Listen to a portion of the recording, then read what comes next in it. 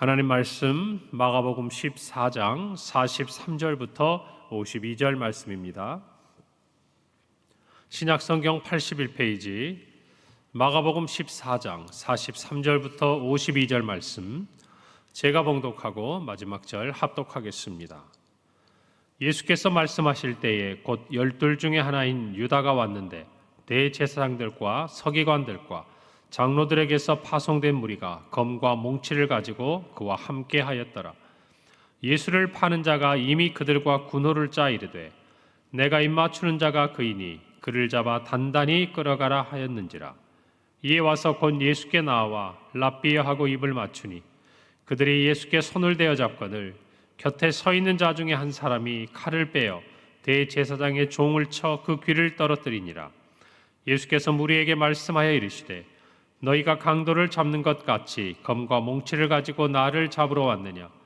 내가 날마다 너희와 함께 성전에 있으면서 가르쳤으되 너희가 나를 잡지 아니하였도다. 그러나 이는 성경을 이루려 함이니라 하시더라. 제자들이 다 예수를 버리고 도망하니라. 한 청년이 벗은 몸에 배 혼이불을 두르고 예수를 따라가다가 무리에게 잡힘에 함께 읽습니다. 배 혼이불을 버리고 벗은 몸으로 도망하니라. 아멘. 오늘 하나님 말씀은 예수께서 이제 대제사장과 서기관 그리고 장로들이 보낸 사람들에 의해서 붙잡히시는 순간에 대한 기록들을 나타내고 있습니다.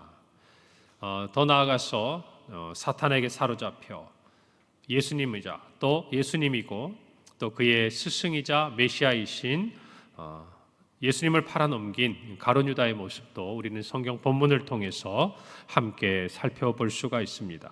오늘 44절부터 45절을 보니까 예수를 파는 자가 이미 그들과 군호를 짜 이르되 내가 입맞추는 자가 그이니 그를 잡아 단단히 끌어가라 하였는지라. 그리고 이에 와서 곧 예수께 나와 랍비여하고 가룟 유다가 입을 맞추는 부분을 기록하고 있습니다. 성경에서 가룟 유다를 일컬어서 이제 예수를 파는 자다라고 기록하고 있습니다. 예수님의 말씀대로 그는 이 세상에 나지 않았으면 더 좋았을 것 같은 그의 인생에 있어서 가장 안타까운 시간의 행동을 지금 이 순간 하고 있는 것입니다. 그는 군호를 짰습니다. 군호라는 것은 우리가 군대에 다녀오신 분들은 이제 암구어처럼 시도를 서로가 맞추는 것이죠. 내가 예수님께 나아가서 입을 맞출 테니 너희들은 예수님을 붙잡으라 라는 말입니다. 그리고 그가 한 행동은 예수님께 나와서 랍비여 선생님이여 하고 입을 맞추는, 겉으로 보기에는 스승을 향한 존경과 또 환영과 평화의 모습으로 다가오는 것을 저와 여러분들이 볼 수가 있습니다. 특별히 오늘 이 아침에 가룟 유다의 행동을 보면서 우리는 참 영적으로 분별해야 된다라는 것들을 깨달을 수가 있습니다. 사탄에게 사로잡힌 사람, 그래서 예수를 판 이 가룟 유다의 행동은 실제 제자들과 예수님 앞에 보이는 모습과 그의 내면에 있는 모습이 너무나 다른 것들을 우리는 알 수 있습니다. 우리가 세상을 살아가면서 우리에게 다가오는 모습은 호의적이고 우리에게 사랑과 평화를 이야기하고 또 정말 우리를 위해 다가오는 어떤 모습인 것 같지만, 그러나 우리의 원수는 정말 그 모습과는 너무나 다르게 우리를 넘어뜨리고 우리를 사망의 권세 아래 굴복하게 하고 우리를 세상 가운데서 넘어뜨리려고 한다는 것을 저와 여러분이 늘 영적으로 깨어 경계해야 한다는 것입니다. 특별히 사탄의 일꾼들의 모습은 보이는 것과 조금 전 가룟 유다의 모습처럼 실제의 모습이 너무나 다르다는 것을 우리는 알아야 합니다. 예수님께서 이 시대 말세를 살아가는 저와 여러분에게 경고하신 말씀들을 우리는 잘 기억해야 합니다. 마태복음 7장 15절에 거짓 선지자들을 삼가라. 양의 옷을 입고 너희에게 나오나 속에는 노략질하는 일이다 라고 말합니다. 선지자가 있되 거짓으로 나오는 선지자, 오늘 가룟 유다처럼 사탄에 사로잡혀서 정말 그의 일꾼으로서 일하고 있는 사람들의 모습을 분별해야 된다는 것입니다. 양의 옷을 입고 다가오는 것 같지만 그 속에는 노략질하는 이리가 숨어 있다라는 것을 저와 여러분이 영적으로 분별할 수 있어야 한다는 것입니다. 그리고 사도 바울은 그 당시 초대교회 많은 교회와 성도들을 정말 유혹하고 또 신앙에서 떠나가게 했던 이 사탄의 일꾼들에 대해서 이렇게 표현합니다. 고린도후서 11장 14절부터 15절 말씀입니다. 이것은 이상한 일이 아니니라. 사탄도 자기를 광명의 천사로 가장하나니 그러므로 사탄의 일꾼들도 자기를 의의 일꾼으로 가장하는 것이 또한 대단한 일이 아니니라. 그들의 마지막은 그 행위대로 되리라 라고 말씀합니다. 사탄도 자기를 광명한 천사로 가장하는 것처럼 사탄의 일꾼들 또한 자기를 의의 일꾼으로 가장하는 것이 너무나 당연해 보인다는 것입니다. 오늘날 살아가면서 저와 여러분을 신앙에서 넘어지게 하고 무너뜨리게 하고 또 예수 그리스도의 복음 앞에 나오지 못하게 하는 사탄의 수많은 일꾼들이 있다는 것을 저와 여러분은 알아야 합니다. 오늘날 수많은 사단과 또 정말 악한 영에 붙들린 사이비와 이단의 모든 유혹 가운데 넘어지는 사람들을 가만히 보면 여러분 처음에 한번 이야기를 들어보세요. 그들이 얼마나 정말 그들에게 친절하고 그리고 호의적이고 따뜻하게 다가옵니까? 세상에서 소외받고 상처 입고 외로운 사람들에게 다가와서 손을 내밀고 평화를 이야기하지만 그러나 그 결국은 그들을 노략질하고 그들의 영혼을 사망으로 사로잡아가는 악한 사탄의 일꾼들인 것을 저와 여러분이 알아야 한다는 것입니다. 그것들을 분별해야 한다는 것이에요. 그리고 그것들을 분별하지 못하는 사람들을 깨우쳐 주어야 한다는 것입니다. 제가 이렇게 주변에 사역을 하면서 보면은 오히려 순전하고 순진하고 정말 순수해 보이기까지 하는 그런 성도들이 악한 유혹에 넘어져 가는 것들을 볼 때가 많습니다. 꼭 성도가 아니어도 정말 세상 가운데 누가 보아도 착하다라고 이야기할 수 있는 사람들이 그런 유혹에 빠져가는 것들을 저와 여러분이 보고 안타까워하는 것들이 우리의 주변에 너무나 많은 것입니다. 사랑하는 성도 여러분, 우리 모두가 이 일에 대해서 깨어 있어야 합니다. 분별할 줄 알아야 한다는 것입니다. 오늘 우리가 어떻게 분별할 것입니까? 여러 가지가 있겠지만 여러분 그들의 모습, 그들의 행위, 또 그들의 열매를 보고 우리는 분별할 수 있다고 성경은 가르칩니다. 사도 바울의 마지막도 그들의 마지막은 그 행위대로 될 것이다 라고 말합니다. 예수님은 마태복음 7장 16절에 거짓 선지자들의 우리가 그 모습을 어떻게 분별할 것인가 라는 데 대한 답을 주십니다.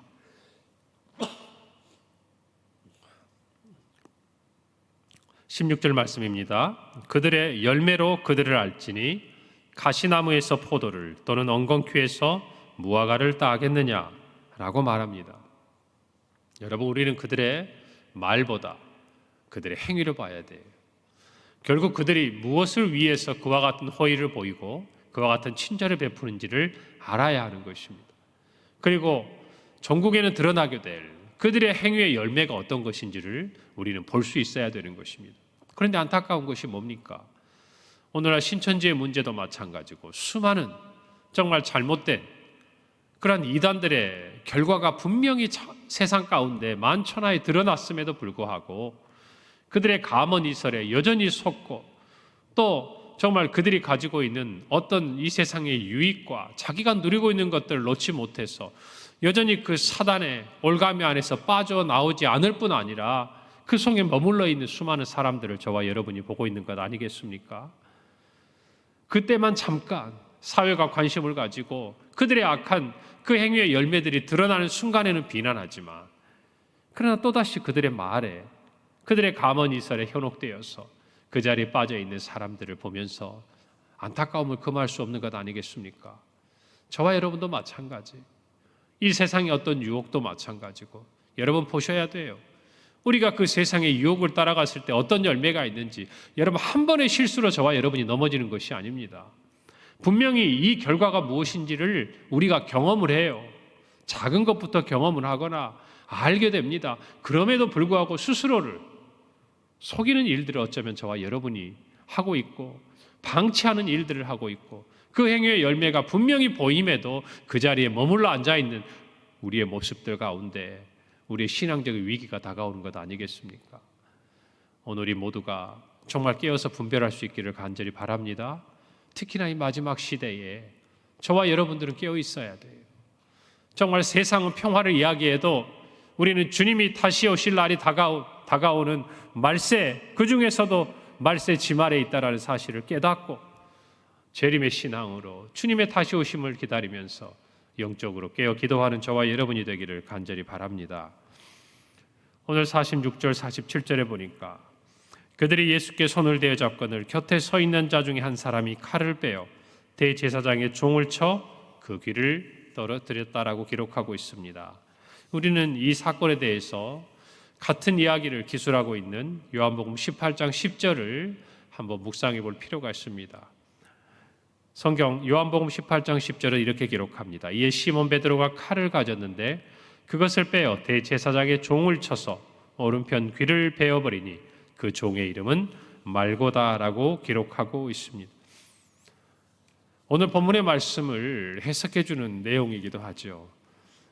곁에 서 있는 자 중에 한 사람, 그는 베드로였습니다. 그리고 귀가 떨어진 대제사장의 종의 이름은 말고였고 그의 귀는 오른편이었다라고 성경은 기록합니다. 굉장히 자세하고도 정확하게 그날의 이야기를, 많은 사람들이 함께 있었던 순간을 기록하고 있는 것을 우리는 알고 있습니다. 무슨 말을 의미하고 있습니까? 예수님께서 정말 십자가에 붙들리신 이 사건, 그것은 정말 어느 한편에서 조용히 이루어지고 사람들에 의해서 만들어진 것이 아니라 너무나도 분명하고 정확하게 많은 사람들이 보고 그것들을 증거한 사건이라는 것을 우리에게 알려주고 있는 것입니다. 그러므로 저와 여러분은 예수 그리스도의 십자가의 이 사건이 분명히 우리를 위해 죽으신, 그리고 정말 자발적으로 붙들리시고 또한 이후에 나타나는 말씀처럼 성경을 이루기 위해 예수님께서 스스로 행하셨던 일이라는 것을 분명히 기억해야 합니다.